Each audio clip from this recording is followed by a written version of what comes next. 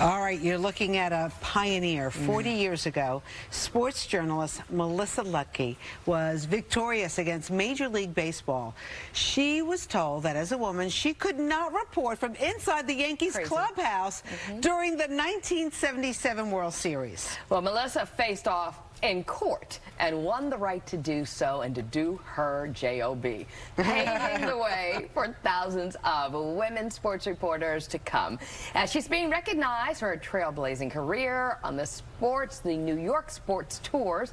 So Melissa and New York Sports Tours founder George Scritchman are joining us now, and welcome to you both. Thanks for having I feel like we're not worthy. I know. So was it exactly 40 years ago today? It was. Exactly. It was exactly, and I got a phone call that afternoon from the attorney just letting me know the decision had come down, that the judge had ruled, and yeah, it was 40 years. Take us really back. Okay, to like trying to get access and being told no. Yeah, well, you know, they called me up to the press box that night, the first game of the World Series. And they said to me that the commissioner had decided that access that my press pass gave me was not valid. And they basically said, you're banned from any locker room ever.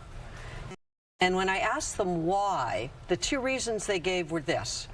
One is we haven't yet asked the wives of the players what they would think about this, to which I replied, and what policy in baseball have you contacted the wives about? You know, I mean, right? And the second reason was that they said that if this happened, if I went in, then the children of the ball players would be ridiculed and humiliated in their classrooms the next day. I thought the reasons didn't hold up very well, but I did have the presence of mind to ask them at that point. I said, then this is because of my gender. So when they said yes. And that was why we ended up in court. So when you got the court decision, what was the first thing you did? I went home, and I didn't go to the game that night. Why and I'll not? tell you why. Because that night wasn't the story. The reason I had fought for this access was to cover the ball games. I knew that that night the story was going to be about the women who the TV, local TV had sent up there to do a story about them being in the locker room. They probably had never been to a ball game before, certainly never covered it. I was the only woman covering Major League Baseball full-time at that point, and I really felt that wasn't my story. That wasn't where I belonged. Where I belonged was doing my job, which was going up when no cameras were there and no one was there, and going into the locker room and having the time to do the reporting that I'd set out to do. So I stayed home that night, and you know what? I'm really glad I did, because I got to watch Walter Cronkite, who had been my hero. Talk about. He ended his broadcast with my story, and then he closed and said, and that's the way it is, September 25th, 1978. Wow. Thank you for what you did, Melissa, because I got to go into the Giants locker room a few years later, and I will tell you, you know, I was very nervous because they make you feel a little uncomfortable.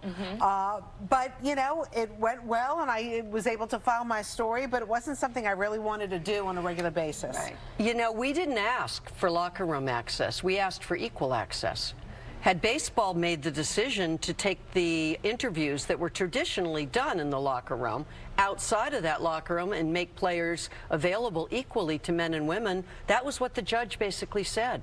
She said, I don't care how you do it, just make it equal. And that was, you know, separate but equal had already been decided in Brown versus Board of Education, which ironically, my judge, Constance Baker Motley, wrote the brief for that case, Brown versus Board of Education. So there's a history in this, too, that goes back and tells us that race and gender separate is not equal. Right. Well, Jordan, let's talk about the tour and what we have in front of us as part of it. And outside our studio. We got a big bus joining. Yes. Well, New York Sports Tours is a business that I started a couple of years ago. Basically, the idea is to commemorate some of New York sports history, because New York is the most important city in the United States when it comes to sports history, and sports is a great reflection of and in many ways an anticipator Yeah. of societal and cultural developments. So we Right. put together this 3-hour tour, and some of the artifacts that you see here are the artifacts that guests on the tour will be able to handle. Give us an Actually idea. be able to Yeah. handle them, huh? Absolutely. We've got an old baseball bat from the 1880s, This one? done by Spalding.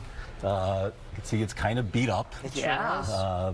And it's much thicker in the handle than modern day bats are. And this gives you an idea of how baseball was played in the 1880s. More emphasis on making contact, for instance. Tennis racket. Tennis racket. From Abercrombie and Fitch, which started off as a sporting goods store and became Abercrombie and Fitch. What's this? That is a check that is co-signed by Marion Logan and Jackie Robinson.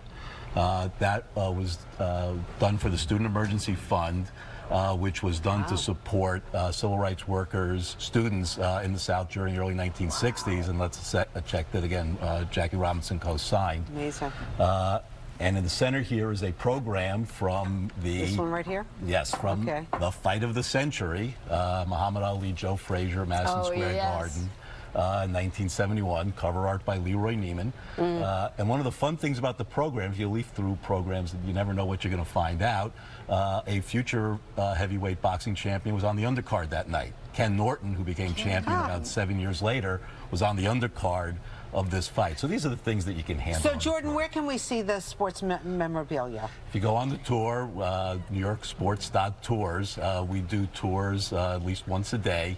It's a 3-hour tour. Where do you travel?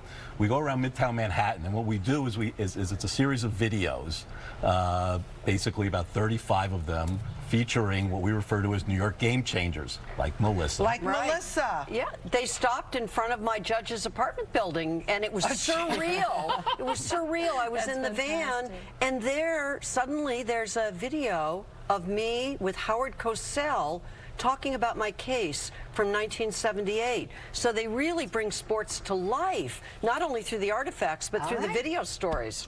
Melissa, thank you. Jordan, thank you. Thank you.